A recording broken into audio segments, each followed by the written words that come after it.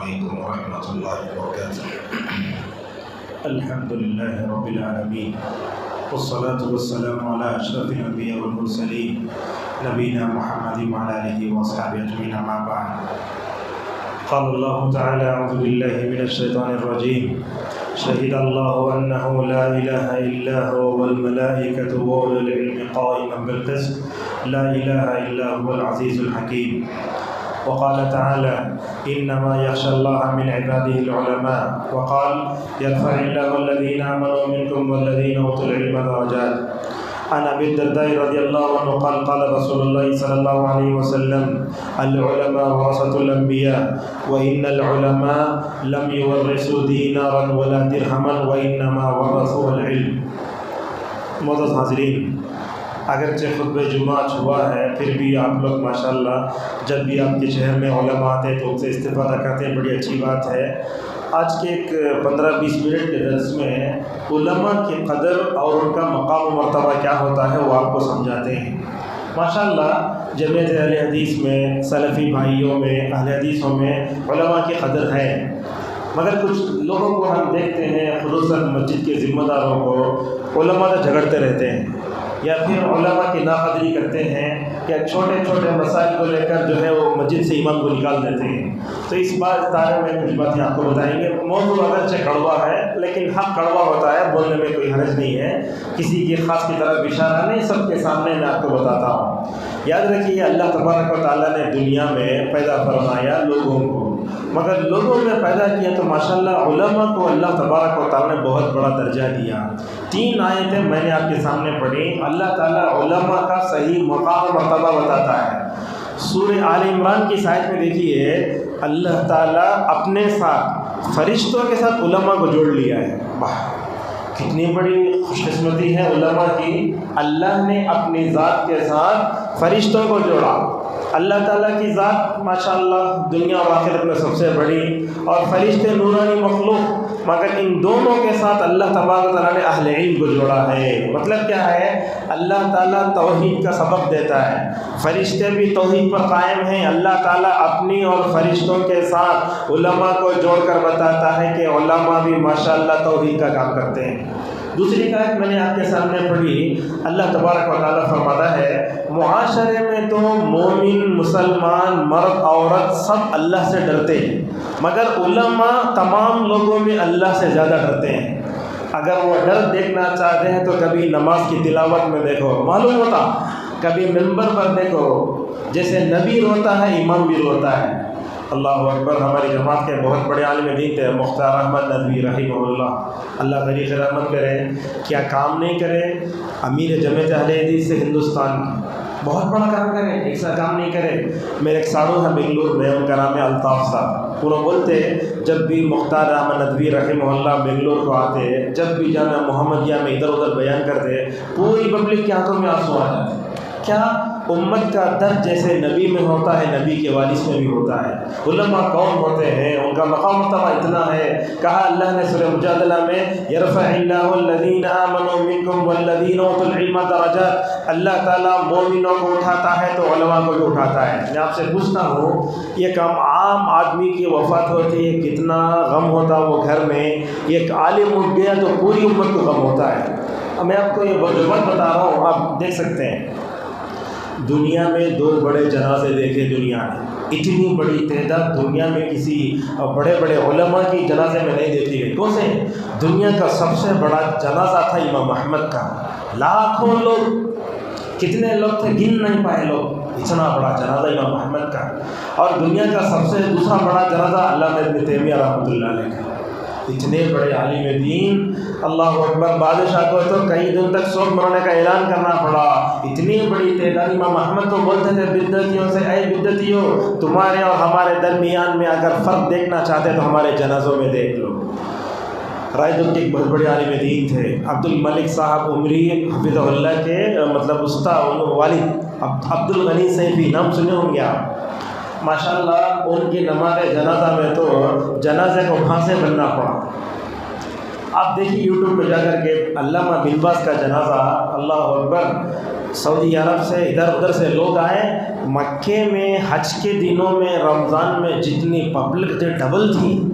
ایک جنازے میں حاضر ہونے والا ایک آدمی بولتا ہے علامہ بن باز کے جنازے میں گیا، مجھے ڈر بار اس بات کا ہونے لگا لوگ پکڑنے جا کے لوگوں کا جنازہ گریا کر سکا ہے۔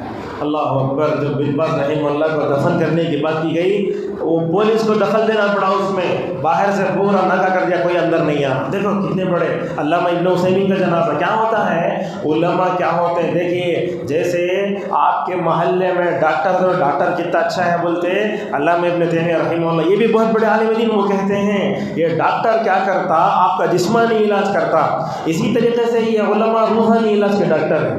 کہ سمجھ رہے بات؟ آپ کو ٹینشن آیا تو ایک عالم کے پاس مجھے مولوی صاحب دعا بتاؤ نا، اگر انہیں دعا نہیں بتا تو آپ کا ٹینشن دور ہوتا۔ دیکھو جسمانی طور پر بیمار ہوئے تو MBBS MD سرجن کے پاس جاتے آپ، لیکن جس روحانی طور پر اگر آپ بیمار تو کس کے پاس جاتے ہیں؟ علماء کے پاس جاتے ہیں۔ دیکھیے علماء کی قدر کتنی ہے۔ رسول اکرم صلی اللہ علیہ وسلم کے زمانے میں 70 صحابہ ایک جنگ میں شہید کر دیے گئے، پورے حفاظ، پورے حافظ۔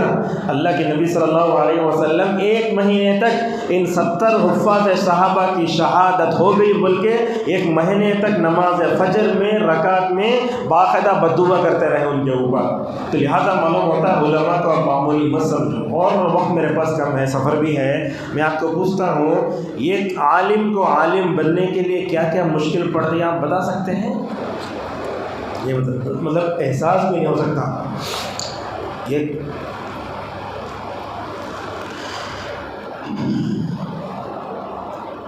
آدمی عالم دین بنتا ہے، اس کے پیچھے کتنے لوگ محنت کرتے ہیں ہم جانتے ہیں۔ سب سے پہلے باپ، دوسرے نمبر پر ماں۔ یہ ماں باپ اپنے بچے کو تعلیم دینے کے لیے بہت کچھ قربان کرتے ہیں۔ باپ اپنا پیسہ لگاتا، ماں اپنے محبت کی قربانی دیتی ہے، اور خود ایک طالب علم اپنے ماں باپ کو چھوڑتا، گھر والوں کو چھوڑتا، گھر کا کھانا چھوڑتا، ساری محبتوں کی قربانی چھوڑتا، شادیاں چھوڑتا، ولیمے چھوڑتا، تب جا کر وہ ایک مدرسے میں پڑھتا ہے۔ اور آپ جانتے ہیں ایک مدرسے میں پڑھنے والے بچوں کی غذا کیا ہوتی ہے۔ ذرا اگر آپ کو کسی ایک جگہ 4 دن لگ دے پریشان ہو جاتے ہیں، لیکن علماء طلبہ جب جا کے تعلیم حاصل کرنے جب جاتے ہیں تو کتنے پریشانیوں کا سامنا کرنا پڑتا ہے، ان کو محبت کی قربانی دینی پڑتی ہے، کھانا وہ کیسے کھاتے ہیں، اپنے ماں باپ کو یاد کرتے ہیں، بہنوں کو یاد کرتے، قربانی دیتے، اور وہاں پڑھتے ہیں تو ان کا کھانا اور ان کی تکلیفیں، بیماریاں، کیسی کیسی باتیں میں آپ کو بتاؤں۔ ہمارے علماء بھی کیسے تھے، صحابہ اکرام کے بارے میں آتا ہے ایک حدیث کو پانے کے لیے 17 مہینے کا سفر کرتے تھے۔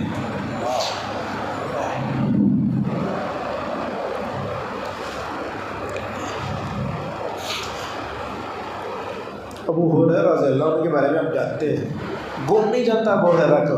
میں سمجھتا ہوں جتنے لوگ خطبہ دیتے، درس حدیث دیتے، ابو ہریرہ سب جانتے ہیں۔ ایک دن ابو ہریرہ نے نبی کریم صلی اللہ علیہ وسلم سے فرمایا یا رسول اللہ، آپ ایسا کرو، میری اور میری ماں کی محبت اللہ تعالیٰ سارے مسلمانوں کے دلوں میں ڈالتے ہی دعا کر رہا تھا۔ اللہ کے نبی دعا کر دی ہے۔ ماشاءاللہ میں پوچھتا ہوں امت مسلمہ میں جتنے طبقے تنظیم ہے، کوئی بھی جماعت سے رہنے والا ہو، ابو ہریرہ کو نہیں جانتا؟ ضرور جانتے ہیں، ابو ہریرہ کو جانتے ہیں، ابو ہریرہ کی ماں کو بھی جانتے ہیں۔ تو اس طریقے سے ابو رضی اللہ عنہ تقریباً 7 ہجری مسلمان ہوئے، 8 9 10 11 تقریباً 4 سال نبی کے پاس رہے۔ ان کا کیا حال تھا معلوم؟ کبھی کبھی تو ایسے ہوتا، بھوک کی وجہ سے نبی کے کمرے اور ممبر کے درمیان میں بے ہوش ہو کر گر جاتے،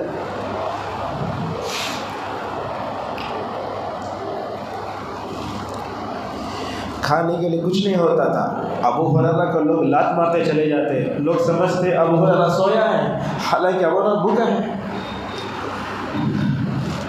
تو علماء کی قدر جو قوم جانتی ہے ان کو معلوم ہوتا ہے کہ ایک عالم بننے کے لیے کیا تکلیف ہوتی ہے۔ آپ کوئی بچہ فارغ ہوا تو سارا جلسے میں جاتے ہیں، اسے شایہ پین لے کے یا پھر انہیں سند لے کے آتا نا، وہ سند لینے تک کیا تکلیف ہوتی ہے، جس دل پر گزرتی وہی جانتا ہے عالم کیا ہوتا ہے۔ 8 سال 9 سال پڑھتے، حفظ پڑھتے، سب کرتے، مسجد میں آ کے امامت کرنا شروع کرتے، متولی نہ چاہتا، انہیں بولتا ذرا چھٹی چاہے، نہیں صبح سے نہیں آنا تم چل جاؤ۔ ارے موسم جیسے بدلتا ویسے ہمارے مسجدوں میں امام بدلتے ہیں، 3 مہینے کو ایک امام، 4 مہینے کو امام، خطبہ دینے آئے تو متولی صاحب بولتے مولوی صاحب خطبے میں وہ بات نہیں بولنا۔ ارے ایک متولی ہو کر آپ کو کیا وہ دین داری کیا بولنا کیا نہیں بولنا وہ عالم کو معلوم ہے، آپ اس پر حکومت کیوں کرتے ہیں؟ اور یہ بات یاد رکھو، مسجد کے متولی بن جانا، مسجد کے ذمہ داری بن جانا یہ پی ایم کی طرح نہیں ہے۔ یہ لوگ مسجد کے ذمہ دار بن گئے تو اپنے آپ کو پی ایم سے اونچا سمجھتے ہیں۔ میں آپ کو بولتا ہوں سعودی عرب کا بادشاہ ہے، ان کا نام ہے ملک سلمان، انہوں بولتے خادم الحرمین الشریفین، میں مکہ مدینے کا خادم ہوں۔ اللہ نے آپ کو مسجد کی ذمہ داری دی ہے، یہ شرف ہے آپ کے واسطے، آپ علماء کی خدمت کر رہے ہیں، مسجد کے خادم اور مؤذن کے خادم اور علماء کے خادم ہیں، ماشاءاللہ یہ اللہ نے آپ کو اعزاز دیا ہے، تو اللہ کے سامنے وہ کیا ہے پھلدار در کی طرح جھک کر ان کے سامنے علم حاصل کرنا، جوتیاں سیدھی کرنا ان کے۔ آپ تھوڑا پیسہ آ گیا تھوڑا یہ آ گیا ان کو چمکانا یہ کرنا میں سمجھتا ہوں کسی بھی مسجد کے ذمہ دار کے لیے نہیں ہونا چاہیے۔ اچھا علماء کی قدر کیسے کرنا؟ ماشاءاللہ ہمارے جمعیت و جماعت میں سمجھتا ہوں قدر بہت ہوتی ہے، لیکن مقامی علماء کے لوگ ناقدری کرتے ہیں۔ اب میں باہر سے آیا میرا بیان سن لیا، لیکن یہاں رہنے والے بھی وہی علماء، آپ کی بستی کے علماء مطلب ان کی قدر کرنا زیادہ قدر کرنا۔ علماء کی قدر کیسے کرنا؟ سب سے پہلے یہ ہے کہ عالم کا نام لیتے ہوئے انسان کو احترام سے ریسپیکٹ سے نام لینا۔ بات مسجد کے ذمہ دار ہوتے ہیں، بڑا خطبہ دیتا سونے، بڑا دلندہ آیا سونے، ارے عالم ہے بھائی عزت سے بات کرو۔ ایک آدمی کا نام لیے بولا تو متولی کا نام ہے تو یہ کیا جی نام مسئلے تھے تمہیں؟ ارے عالم ہوتا اس کی عزت کرو۔ دیکھو کیسے عزت کرتے تھے ماشاءاللہ۔ حضرت زید بن ثابت رضی اللہ عنہ اونٹ پر بیٹھ کر آتے ہیں، جا کے ابن عباس ان کی اونٹ کی نکیل پکڑ لیتے، اللہ کے نبی ہم نہ بولے ہم علماء کی عزت ایسے کرنا، علماء کا نام لو عزت سے نام لو، شیخ فلاں عبدالعظیم، یہ کیا ہے؟ ارے کتنا چھوٹا بڑا ہو عالم کا نام احترام سے رہنا چاہیے۔ دوسری چیز یہ ہے عالم سے اس کے علم سے فائدہ اٹھانا۔ دیکھو عالم کیا ہوتا ہے، حافظ ہوتا ہے، آ رہا نماز میں پڑھا رہا، 2 وقت کا درس دے جا اٹھ کے چل جا رہا، کون اس کے علم سے فائدہ اٹھاتا ہے؟ ہفتے میں ایک مسئلہ پوچھ لے تو اس کے علم بحق ہوتا جا گیا، ارے انہیں وقت دے رہا ہے، نوجوان قرآن سیکھنا، اس سے مسائل معلوم کرنا، سب ساری چیزیں سیکھنا چاہیے۔ اگر آپ نہیں سیکھتے تو وہ آپ کی بدقسمتی ہے۔ اور یاد رکھو ایک عالم جب ہوتا ہے تو اعمش رحمہ اللہ کہتے ہیں ایک علم ہوتا ہے تو وہ بہتی ہوئی پانی کی طرح نہر ہے، جیسے پانی کے نہر سے فائدہ اٹھاتے ویسے عالم کے علم سے بھی فائدہ اٹھانا چاہیے۔ اور اسی طریقے سے بجا رکھے جیسے غیبت کرنا گناہ کبیرہ ہے، عالم کی غیبت کرنا اس سے بڑا گناہ ہے۔ ہم دیکھتے مولوی صاحب کہتے بولتے رہتے خطبے میں، لوگ بولتے ہمارے بارے میں بلائیے، حالانکہ وہ صفت اس کے اندر ہے، اسے عالم کا شکریہ ادا کر کے اپنی برائی کو دور کر لینا چاہیے۔ ہمارے پاس ہوتا کیا ہے، اب عالم چھٹی لے کر گیا، 2 گزرے 3 دن گزرے، اب انہیں دیر سے بولا تو نہیں مولوی صاحب تمہیں بولیاں بستر بننے چل جاؤ، ہمیں دوسرے عالم کو رکھ لیتے ہیں، بلکہ میرے ساتھ ایسا خود ہوا ہے۔ کسی مسجد میں ہم خطبہ دینے جاتے ہیں تو خطبہ ہو گیا، مسجد کے امام سامنے بیٹھے اور ساتھ میں متولی بھی ہیں، متولی کیا بولتا معلوم، جمعہ کے خطبے سننے آنے والے کو، مولوی صاحب ہمارے مسجد کے لیے اچھا امام دیکھو۔ ارے سامنے امام بیٹھا ہے، آپ اس کے دل کو توڑ رہے ہیں نا۔ آپ حفیظ میرٹھی یہی بولے شیشہ ٹوٹے گل مچ جائے، دل ٹوٹے آواز نہ آئے۔ اب کیوں اسے رکھ لے کہ امام سامنے، پیچھے تو کم از کم پوچھنا تھا نا۔ آپ کی بتاؤ کیا نبی کریم صلی اللہ علیہ وسلم صحابہ کا دل توڑے کبھی؟ بلکہ آپ تو آنسو پوچھتے تھے، لہٰذا ایسی باتیں کر کے ان کو جو ہے طے نہیں کرنا چاہیے۔ اور ایک بات بھی ہے، وہ کیا ہے، تنخواہوں کا جو معیار ہمارے پاس ہے وہ اچھا نہیں ہے معیار۔ خطبہ دینے والے کو 1000 روپے 15 سے 20 ہزار سے آگے بڑھتے نہیں۔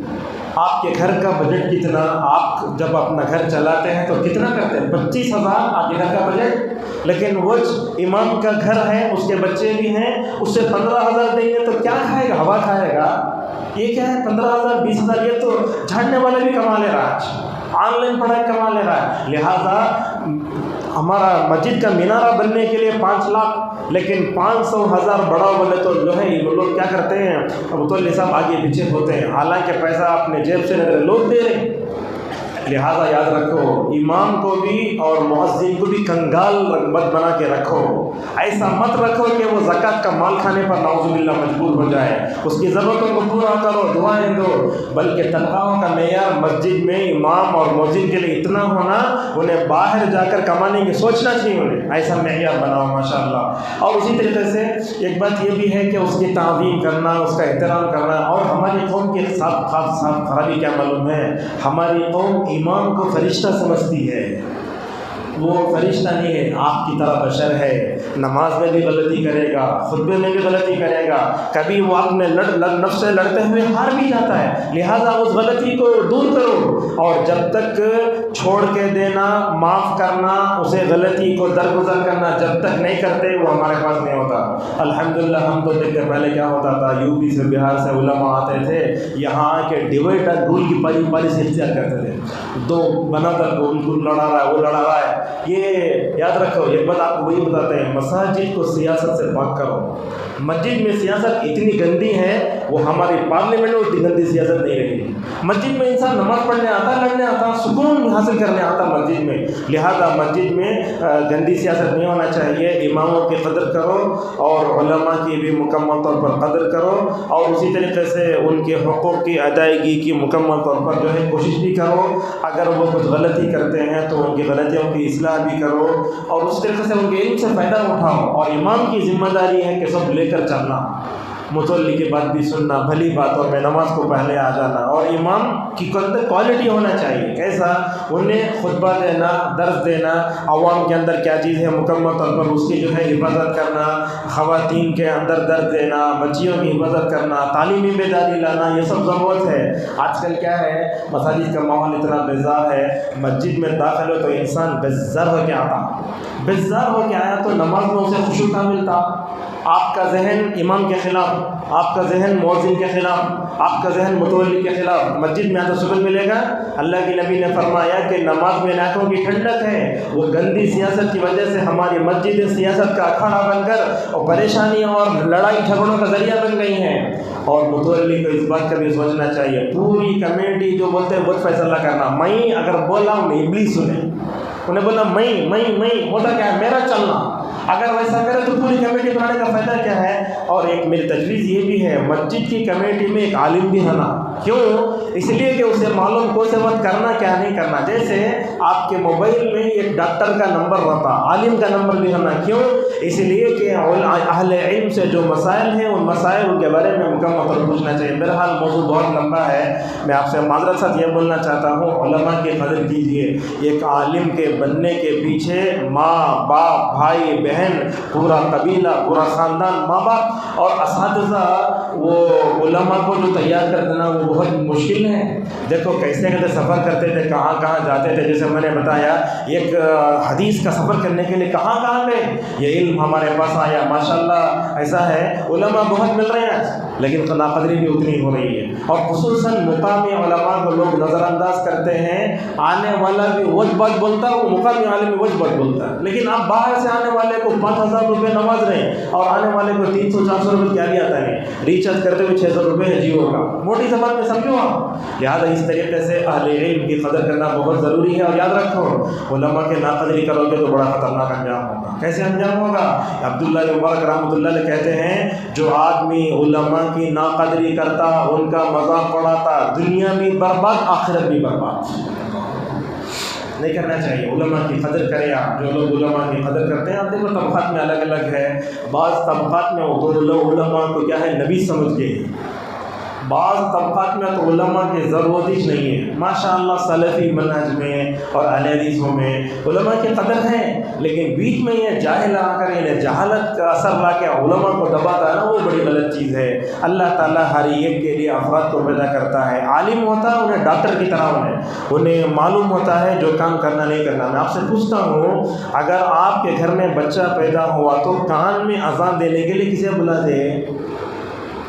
مولوی صاحب ہی سنا، حالانکہ وہ کام آپ خود کر سکتے ہیں، کان میں اذان نہیں آتا، ہاں اس کے بعد نکاح پڑھانا مولوی صاحب، کام کے وقت میٹھا میٹھا ہپ ہپ کڑوا کڑوا تھو تو کام کے وقت بولا نا چس کو چھوڑوانا، یہ کہاں کی ہے؟ نماز جنازہ پڑھانے کے لیے مولوی صاحب ہی چاہنا، ہر بات کے لیے مولوی صاحب آنا۔ آپ علماء کے محتاج ہیں، علماء کے بغیر آپ کا کوئی کام نہیں ہوتا۔ آپ نئی دکان کھولنا چاہتے ہیں، کیا بھی کرو، رمضان میں دیکھو اگر حافظ نہیں ملا تو بار بار بلاتے ہیں۔ میں آپ سے پوچھتا ہوں، اگر ایک مسجد میں نماز کے وقت 1 منٹ امام دیر سے آیا، پوری پبلک بیٹھ دیکھتی کہاں نہیں آئے نہیں آئے۔ آج ہمارے لوگوں کو اقامت بولنا بھی نہیں آتا، نماز پڑھانا بھی نہیں آتا۔ ظہر عصر میں امام 1 منٹ لیٹ سے آئے تو کیسی پبلک پریشان ہوتی معلوم؟ اسی لیے بولتے ایک عالم، لولا العلماء لکان الناس کالبہائم، اگر یہ علماء نہ ہوتے سارے انسان جانور بن جاتے۔ اللہ اکبر۔ جمعہ میں، درس میں، اس میں آپ کی رہنمائی کرتے ہیں، نیک بنو، جنت میں جانے والے اعمال یہ، جہنم میں جانے والے اعمال یہ۔ اگر علماء کی کوششیں نہ ہوتی تو آپ تک دین پہنچتا؟ آپ دین حاصل کرتے نہیں کرتے؟ لہٰذا علماء کی قدر کرو، علماء کی خدمت کرو، اور علماء سے اچھا گمان رکھو، برا گمان مت رکھو۔ انسان ہونے کے ناطے غلطی ہوئی تو حکمت اور معاف کرو۔ اسی پر میں اپنے درس کو روکتا ہوں، اور ان کے علم سے فائدہ اٹھاؤ اور ان کو معاف بھی کرو۔ اللہ کے نبی صلی اللہ علیہ وسلم سے ایک آدمی نے پوچھا، میرا یہ غلام ہے، اسے ایک دن میں کتنے مرتبہ معاف کرنا؟